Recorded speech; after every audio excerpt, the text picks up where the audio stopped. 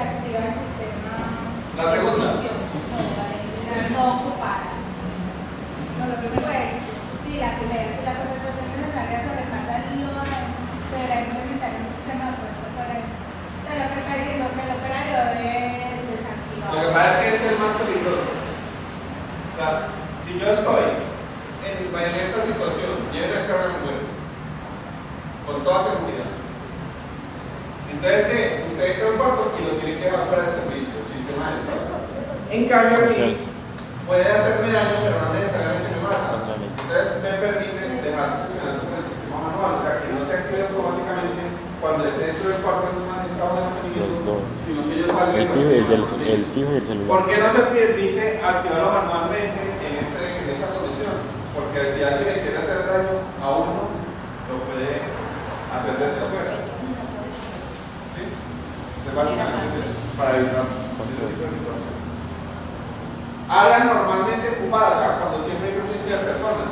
Salas por ejemplo, el 1, 2, 3, salas de cuartos de control, el PCC del metro, cosas como esas donde siempre hay operarios, técnicos o ingenieros durante las 24 horas del día o al menos durante 8 horas al día. Entonces vamos a tener en cuenta lo siguiente: siempre hay que tener un dispositivo de temporización antes de la descarga, o sea que yo pueda tener tiempo suficiente para evacuar. Tener un dispositivo de interrupción manual o automático de sistemas cuando están fuera de servicio, o sea que yo entro al cuarto y aquí mismo al pie del cuarto me pongo un botón y llego fuera de servicio, o si va a haber una descarga lo desconecto, ¿sí? Para que no me vaya a afectar a mí la salud, porque ahí garantizamos que siempre hay personas. En el otro normalmente no hay personas, pero sí hay que tener dispositivos para cuando van a hacer mantenimiento. Alarmas visuales sonoras para la evacuación. Es importante que cuando el sistema automáticamente detecte un incendio, haga una alarma y avise a la gente visual y sonoramente de que va a haber, que hay un incendio y que va a haber una descarga, para que las personas o les dé tiempo de evacuar o apaguen el sistema o controlen el incendio con extintores. Alarma externa visual de entrada prohibida. Cuando esté haciendo la descarga, en la parte de afuera inmediatamente debe haber una alarma que diga prohibida la entrada. ¿Por qué? Porque por un lado te sale gas y por otro lado queda la persona expuesta. Por último, extracción del gas después de la descarga y control de fugas hacia locales contiguos. O sea, yo tengo este cuarto donde hago la descarga y enseguida hay una oficina. Entonces evitar que la descarga se vaya a la oficina y va a matar a las personas. Son puros dos. Con sistemas de CO2 que son bastante peligrosos cuando se utiliza el tema de innovación total. ¿Qué va a pasar? Recordemos estos dos conceptos, el ODP y el GWP. Puede salir en el examen parcial esta pregunta. ¿Qué es el ODP y qué es el GWP? Va a salir ya sentención.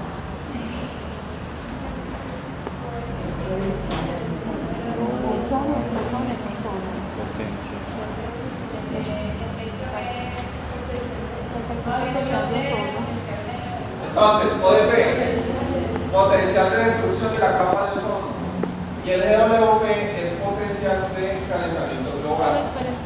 ODP potencial. ODP, Ozone Depletion Potential. Ozone Depletion Potential. GWP, Global Warming Potential. Warming en inglés es como temperatura o calentamiento. Y ozone es ozono, la capa de ozono. ¿Ustedes saben qué es la capa de ozono? Calentamiento global. ¿Qué es la capa de ozono? En estos días, aquí en Medellín, que el día sin carro se había disminuido la capa de ozono. No sirvió. No, se ha disminuido la emisión de ozono. Perdónenme la frustración. Calentamiento global. La capa de ozono es digamos, una acumulación en la atmósfera de moléculas de O2, o sea, Sí. O2. ¿Estás segura? ¿Segura? Entonces, que se producen ¿cómo? Eso no se fabrica en la Tierra. Eso lo producen las descargas eléctricas. Los rayos producen ozono. ¿Sí? Entonces lo que tiene son moléculas de oxígeno flotando pues en cierta capa, que lo que hacen es disminuir la radiación, o sea, por lo que sirve de refracción de los rayos infrarrojos y los ultravioletas, ¿cierto? Entonces, ¿qué pasa con el ozono? Cuando nosotros emitimos estos químicos que sirven como extintores, ¿por qué sirven como extintores? Porque se mezclan muy fácilmente con el oxígeno. Entonces se suben hasta la capa de ozono, se mezclan, se convierten en otro gas y se la van comiendo, por así decirlo, la van deteriorando. Y recuerden que la capa de ozono pues sí se regenera, pero no se regenera tan rápido como la destrucción que hace la naturaleza. ¿Qué pasó con Luisa, que ya hace rato estaba hablando?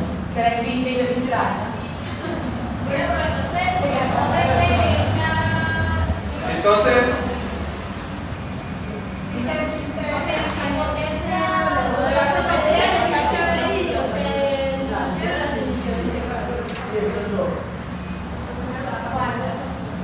usted viene la Tierra, ¿sí o no? Empieza a ir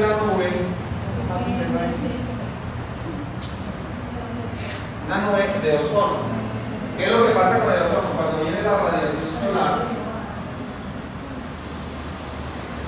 los rayos infrarrojos y ultravioletas, ellos llegan a la Tierra, ¿cierto? ¿Ustedes vieron física? ¿Sí o no? Sí. Se supone, Entonces, la refracción que produce el Tatiana, ozono se supone. permite que los rayos que lleguen acá son disminuidos, o sea, no llegan toda la radiación infrarroja y ultravioleta que emite el sol, porque si esa capa no existiera, no habría vida sobre la Tierra. ¿Sí? Básicamente es eso. Esto es ODP. Se hace un reflector. El ODP son los gases que se van comiendo el ozono y permiten que en ciertas zonas se pasen libremente los rayos infrarrojos y ultravioletas. Eso se detectó en el 85 en la Antártida. En la Antártida se detectó una zona muy grande, un hueco muy grande en la capa de ozono a raíz de todos los agentes que nosotros usábamos y que se combinaban con ellos. Y el calentamiento global es algo muy similar, pero tiene que ver con los gases de invernadero.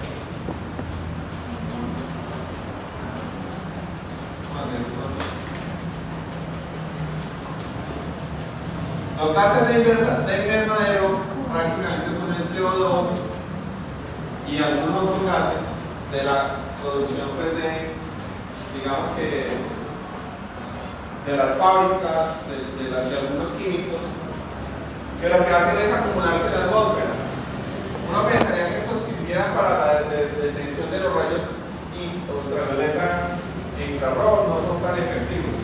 ¿Qué es lo que pasa? Que el calor ingresa a la Tierra, se refleja en la Tierra, y si no estuviera esta capa, el calor escaparía nuevamente a la atmósfera, ¿cierto?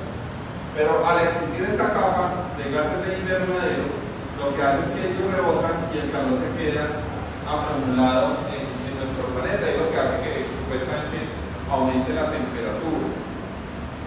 Eso realmente no es global, sino regional. Ya los últimos estudios que han hecho es que lo que se habla de cambios climáticos zonales de ciertas regiones, de ciertos países, no es depende de la contaminación de ese lugar, básicamente. Entonces Colombia tiene mucha contaminación. Entonces, esto es lo que nosotros llamamos Es que mira que se va a hacer. PWP. En Japón, en China. Y el mayor, ¿ustedes saben quiénes son los mayores contaminantes? China. Los mayores, ¿quiénes? China, Estados Unidos y México. ¿Quién? México. Sara.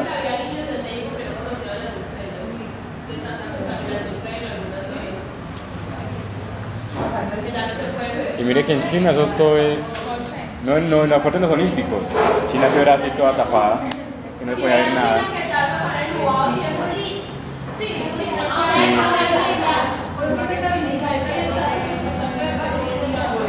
Bueno, ¿sabes? No, pues. Nosotros estamos muy mal. ¿Cierto, Luisa?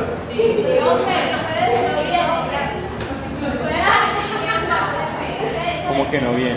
Ahí está.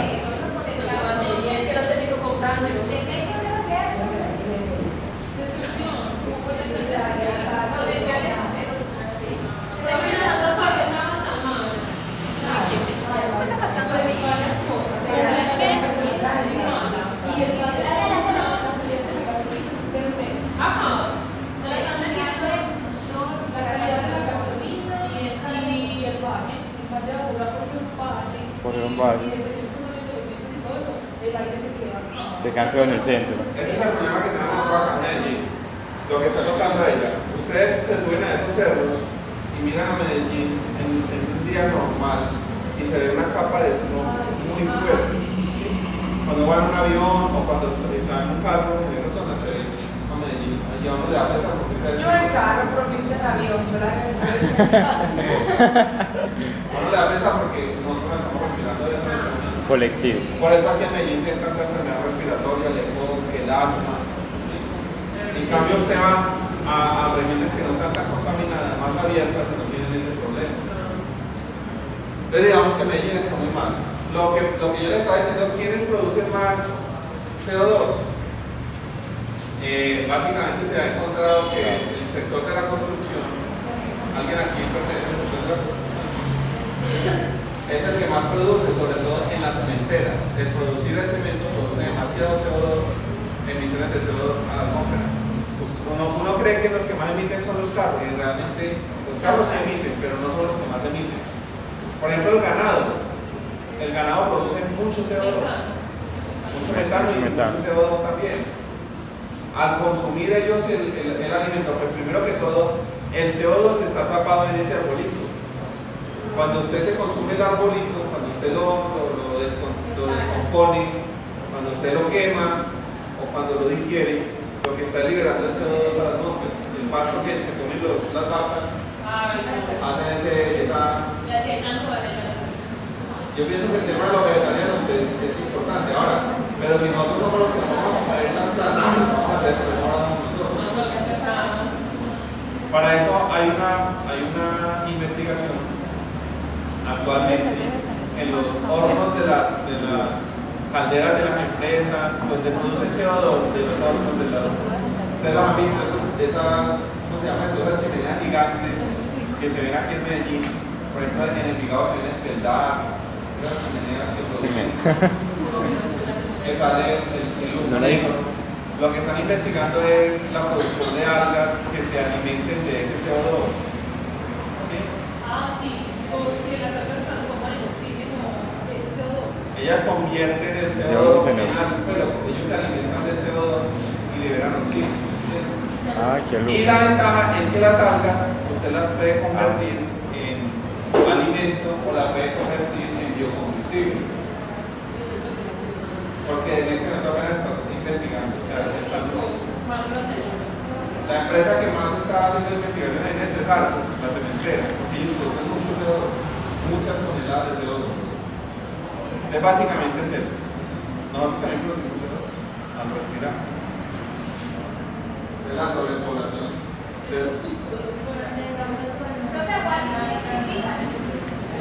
Calentamiento. Warming. Yo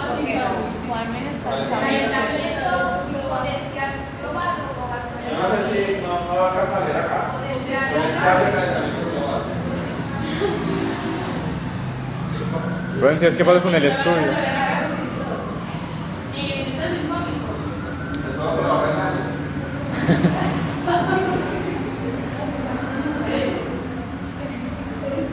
Pero entonces, ¿qué pasó con el...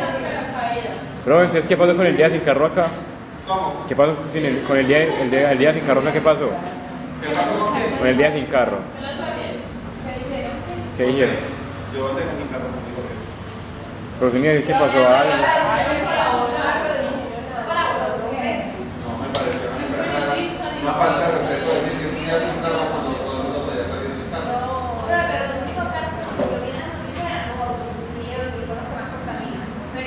Lo cuento, vea, el día sin carro era, hoy es el día sin carro, pero si usted va con 3 personas puede ir en el carro, entonces fue el día sin carro. Los carros que tienen gas, entonces no pueden salir para el día sin carro, para una falta de respeto. Si es el día sin carro, pues, Claro.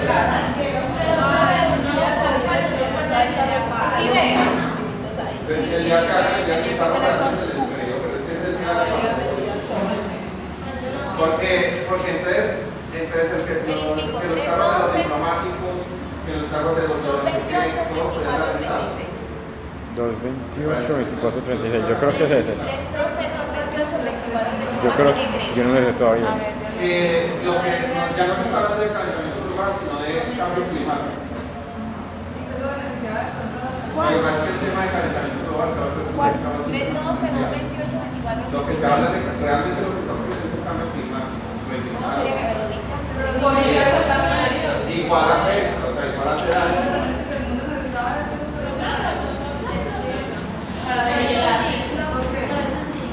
O sea, lo que puede determinar este supuestamente cambio climático es que se puede enfriar el planeta tanto. Otra vez la era de hielo. A la era de hielo. O si pero.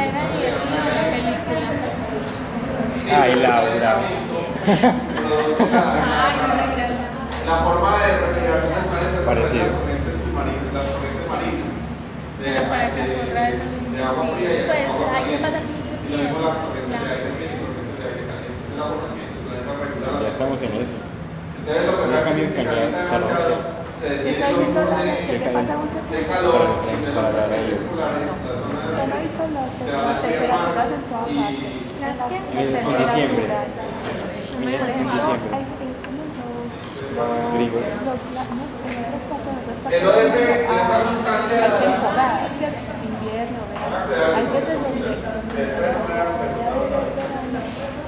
el ODP de una sustancia es la medida de impacto sobre la capa de ozono atmosférica causada por esta sustancia con relación a la masa similar de un químico que se llama CFC11, que era un gas refrigerante de nevera, tomada como unidad. O sea, este era el parámetro de referencia, porque era el más usado, era el más contaminante, el más destructor de la capa de ozono. Sí. Se llamaba el CFC11, no el gas actual. El CFC11 es un gas refrigerante que tiene un ODP de 1, que es el parámetro de referencia. El Halo 1301, que lo vimos en la clase anterior, que era el de agente extintor, tenía un ODP de 10, comparado con el gas de la nevera, que es el más común. Entonces era más complicado, más dañino el Halo que el mismo CFC11. La afectación a la capa de ozono. Existen 3 generaciones de gases de efecto similar. Entonces, primero, los CFC, que contienen cloro, flúor y carbono. Son muy estables y se transforman en la alta atmósfera donde está el ozono y se la van consumiendo. O sea, lo que hacen es que hacen unas reacciones, se combinan con los oxígenos que tiene la capa de ozono y forman otros compuestos. Entonces, no permiten que el ozono esté allí acumulado. Luego vinieron los HCFC, que es lo que nosotros utilizamos hoy en día en el solpaplan. El solpaplan es un HCFC. Compuestos de carbono, flúor, flúor e hidrógeno. Son menos estables que los CFC y destruyen en menor proporción la capa de ozono, pero la destruyen. Y finalmente están los HFC, que son hidrógeno, flúor y no contienen cloro. No participan en la destrucción de la capa de ozono. Básicamente el cloro es el que hace la destrucción porque es muy afín con el oxígeno. Esta es la última generación que se quiere llegar para la gente extintores. HFC y como gases refrigerantes también. Entonces los CFC eran los más peligrosos, los HCFC son los que usamos actualmente. Lo que queremos llegar es a los HFC. ¿Cuáles de esos? Ahorita miramos en las tablas y ya lo hemos visto los compuestos. Creo que espere. Los peros.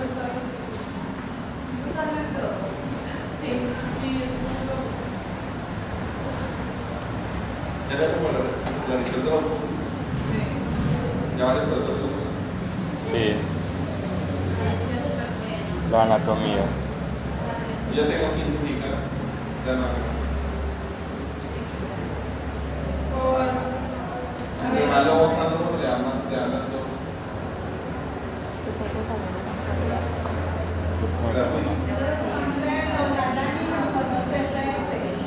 CFC. Los menos dañinos, los HCFC y los más. ¿Cómo? ¿En serio? No tiene nada de eso. Entonces, H2O.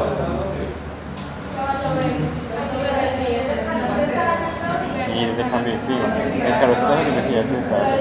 Mira que en Estados Unidos, en diciembre, mucha gente muere por el frío.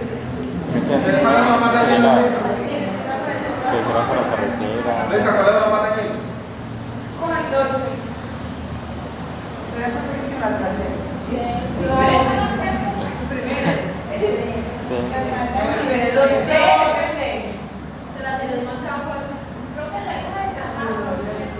A recreo.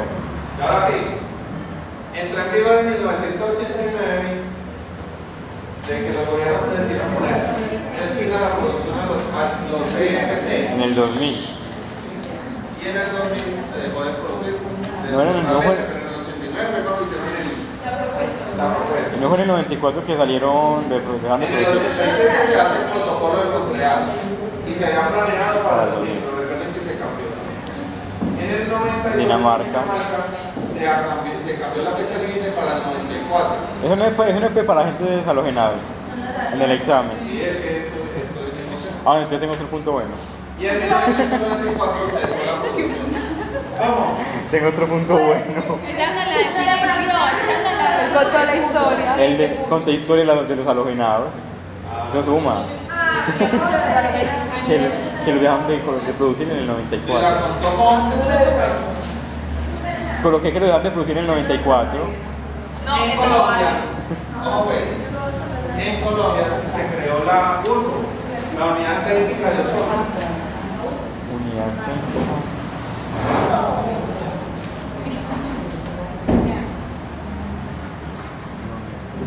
Unidad técnica. Como un proyecto de fondo multilateral para la aplicación del protocolo de Montreal, adscrito al Ministerio del Medio Ambiente. ¿Cuál es el objetivo? Realizar actividades de divulgación, apoyo del gobierno, las medidas de control, formulación de proyectos de conversión industrial, de ya no usar tanto el CFC, de evitar la contaminación. Porque Colombia tiene los compromisos en ese protocolo. Claro que el protocolo no ha comenzado con el de Copenhague, dice el año pasado. ¿Dónde fue ese de Copenhague? ¿Dónde? Copenhague.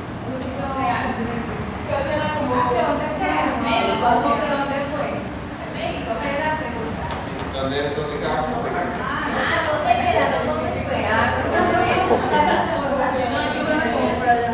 ¿Qué dice el protocolo de Montreal? Los HCFC son considerados una sustancia en transición. ¿Sí? En transición, pero se tiene planeado la eliminación. En el 2015 ya se va a dejar de consumir estos productos. Yo les decía, con el sulfaplan, no lo compren, que eso ya.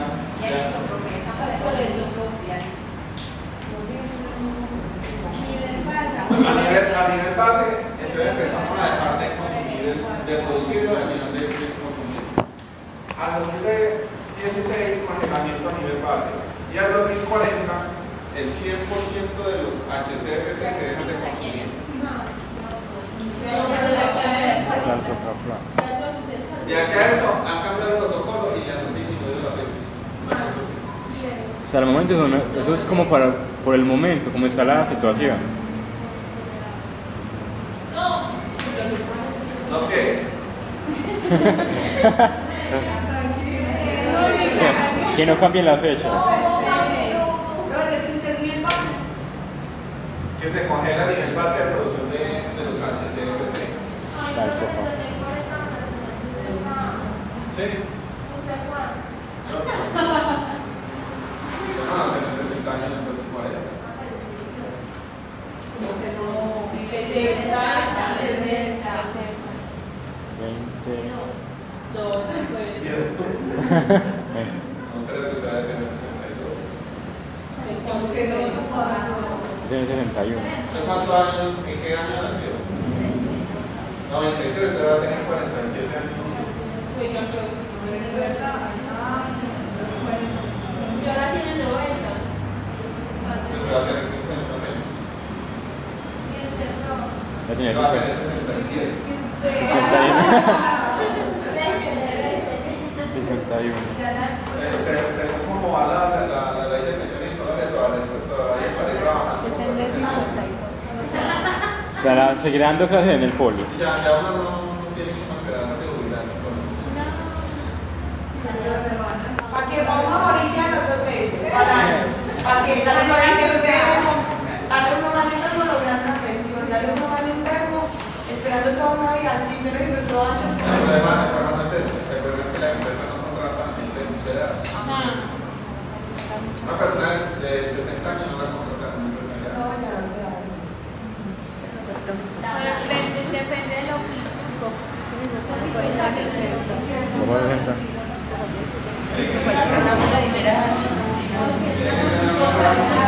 Por oficios varios, tampoco. Menos para oficios varios. No, que ya ni siquiera para oficios varios contratan a una persona ya tan mayor. ¿Por qué? Porque viene ya enferma, viene con antecedentes ya históricos. Muy bien, ya. Para que se caiga tropeando, se quede un pie. No llega y después se incapacita que luego no paga. Y siguen en pago, porque la ley. Ah, sí, mi postre. Los postres.